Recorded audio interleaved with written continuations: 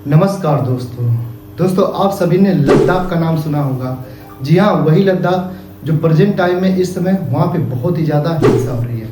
लगभग अभी तक लद्दाख में दोस्तों 5 से 6 लोग मारे गए हैं और 30 से 40 लोग घायल हो गए हैं। और सोनम वांगचुक को कौन नहीं जानता, वही सोनम वांगचुक जिसके ऊपर 3 इडियट मूवी बनी है, जिसका किरदार निभाए हैं आमिर खान। वही लद्दाख में आज भूख हड़ताल पे बैठे हैं और हिंसा इतनी ज़्यादा हो गई है कि यहाँ पे जो इंडिया में विपक्ष यानी कह सकते हैं कांग्रेस के लोग या फिर अदर पार्टी के लोग कह रहे हैं कि अब नेपाल के तर्ज में भी इंडिया में यही होगा, भारत सरकार के खिलाफ। कहने का मतलब है कि दोस्तों जो नेपाल में अभी हुआ है जेनजी प्रोटेस्ट, यानी जो लड़कों द्वारा प्रोटेस्ट हुआ है, जो नए जनरेशन के हैं, उनके तर्ज पे लद्दाख में प्रोटेस्ट चल रहा है और बीजेपी कार्यालयों को पूरी तरह जला दिया गया है। मतलब आप तस्वीरों में भी देख के अंदाजा लगा सकते हैं कि पहले बीजेपी कार्यालय पे लोग इकट्ठा होकर जाते हैं, उसके बाद वहाँ से बीजेपी का झंडा उतारते हैं, उसके बाद क्या करते हैं कि उस पूरे कार्यालय को आग के हवाले कर दिया जाता है। इसमें लगभग हजारों लोग शामिल होते हैं, जैसे नेपाल में हुआ था सरकार के खिलाफ। ऐसा विपक्ष करे कि अभी होगा इंडिया में सरकार के खिलाफ, लेकिन क्या ये सही है?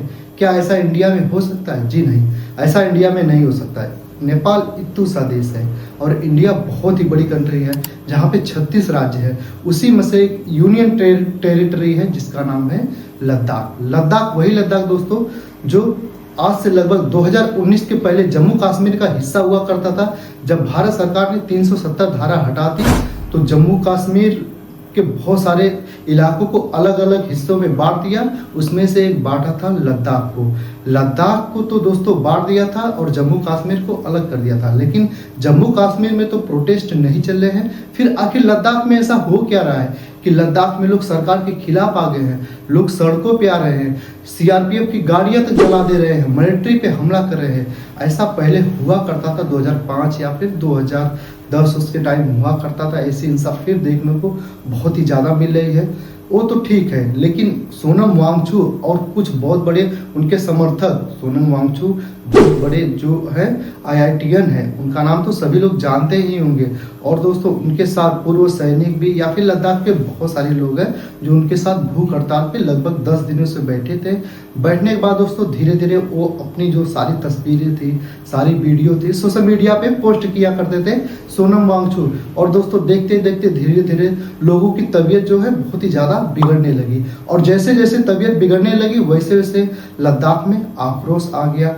क्यों दोस्तों? क्यों? जब भारत सरकार ने 370 धारा हटाई थी तो लद्दाख वालों से कुछ वादा किया था, वो वादा आज भी पूरा नहीं हुआ है। इसलिए लद्दाख के लोगों में, लद्दाख के जो जेनजी है यानी लद्दाख के युवाओं में बहुत ही ज़्यादा आक्रोश है और इसके कारण पूरे लद्दाख में हिंसा फैल रही है। तो दोस्तों आखिर ऐसा हिंसा हो क्यों रही है? क्या है लद्दाख की मांग? लद्दाख की बहुत ही सिंपल मांग है दोस्तों। मतलब कुछ पॉइंट्स पे हम बताते हैं जितना हमको पता है और फिर आपको भी जितना पता है, या फिर सोनम वांगचुक ने जो भी लेटर लिख के अब तक सरकार को भेजा है उसमें से पॉइंट मैं आपको बता देता हूँ कि लद्दाख चाहता है कि मुझे पूर्ण राज्य का दर्जा मिले। क्यों? क्योंकि अभी जब से 370 धारा हटी है तो लद्दाख अभी भी क्या है, यूनियन टेरिटरी यानी केंद्र शासित राज्य है। तो लद्दाख चाहता है मुझे पूर्ण राज्य का दर्जा मिले। दूसरा है कि लद्दाख को 6ठी अनुसूचित जनजाति में कन्वर्ट किया जाए, मतलब उसको शामिल किया जाए। कहने का मतलब है कि दोस्तों 6ठी अनुसूची एक संविधान का एक भाग है जिसमें दोस्तों अगर जो कोई भी स्टेट जैसे असम, मेघालय, त्रिपुरा, ये लोग 6ठी अनुसूची में यहाँ पे शामिल है। कहने का मतलब कि अगर कोई स्टेट को 6ठी अनुसूची में शामिल कर दिया जाए तो वहाँ पे जितने भी लोग जनजाति होते हैं, जंगल्स होते हैं, वहाँ पे जितने जानवर होते हैं, सबको सरकार अलग से फंड मुहैया कराती है उनके कल्याण के लिए। तो लद्दाख के लोग ये भी चाहते हैं। और दोस्तों लद्दाख के लोग चाहते हैं कि प्रत्येक जिलों में अलग अलग सांसद की सीटें हों ताकि लोग दिल्ली में आके बैठ के लद्दाख के कल्याण की मांग कर सके भारत सरकार से। उसके बाद दोस्तों वहाँ पे सार्वजनिक सीटों में जो सार्वजनिक सीटें हैं, भर्ती प्रक्रियाएं होती है, उसमें क्या है, लद्दाख के लोगों को नौकरी के लिए मुहैया करा जाए, ना कि अदर स्टेट से लोग आए वहाँ पे नौकरी ले।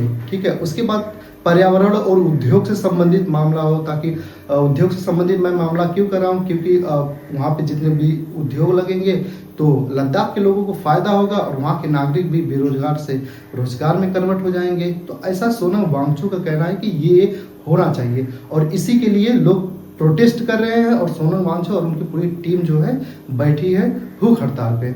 लेकिन दोस्तों, भूख हड़ताल पे बैठना तो ठीक है, लेकिन क्या बीजेपी कार्यालय जलाना और कांग्रेस को खुश करना, क्या ये सही है? इस पूरे हिंसा को लीड कौन कर रहा है? कांग्रेस का एक काउंसलर है वहाँ पे लद्दाख में, इस पूरे हिंसा को वही लीड कर रहा है, ऐसा न्यूज़ में है और ऐसा तस्वीरों से भी देखने को मिला है और ऐसा बहुत बड़े मीडिया के जानकार भी बता रहे हैं कि यहाँ पे पूरा कांग्रेस इसको कंट्रोल कर रही है। तो देखिए बीजेपी वाले क्या करते हैं या फिर भारत सरकार क्या करती है। लेकिन भारत सरकार जो होती है सबके हितों के लिए काम करती है, चाहे इंडिया में 36 राज्य हो, ऐसा थोड़ी ना है कि उत्तर प्रदेश के लिए अलग काम करेगी, बिहार के लिए अलग काम करेगी।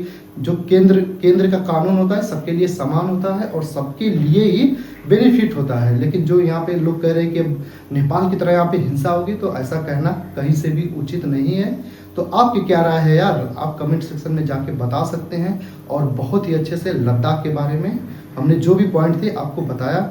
और दोस्तों, ऐसे होना नहीं चाहिए या फिर होना चाहिए, या फिर भारत सरकार के खिलाफ ये जो प्रोटेस्ट है सही या गलत है, जो भी है आप अपनी राय रख सकते हैं बहुत ही सिंपल तरीके से। तो दोस्तों, वीडियो देखने के लिए धन्यवाद। वंदे मातरम, जय हिंद।